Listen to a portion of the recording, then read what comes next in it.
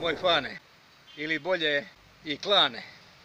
Danas ću vam kazati da sam ja haker i da ulazim u bazu podataka. Vi mladi trebate znati mene nema.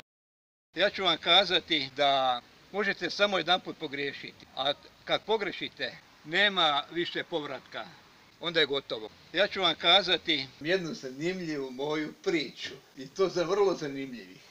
Idem ja preko Korza, 1000, možda milion puta, i sretne mene jedan lik i on meni priča da uzimam steroide. Ja mu se onak posmijao, a ja sam rekao, ajde iš. Ali nije to što sam ja vama htio ispričati. Ovih dana sam gledao na YouTube televiziju Branko 58. Ovo mi se sviđa. Ali nije to što sam ja vama htio ispričati. Ovih dana sam gledao na YouTube kako jedan mladić sebi u venu ubrizgava divlje meso.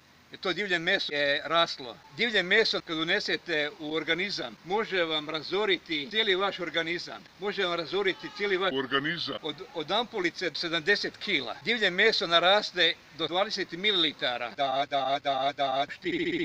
Štit. Oni ljudi koji su uzimali divlje meso čak su izvršavali WC, nisu mogli više to izdržati. A nema daske na WC-u. Ali nije to što sam ja vama htio ispričati. Prokleti pas me probudio. Već sa 850.000 minuta tulaje.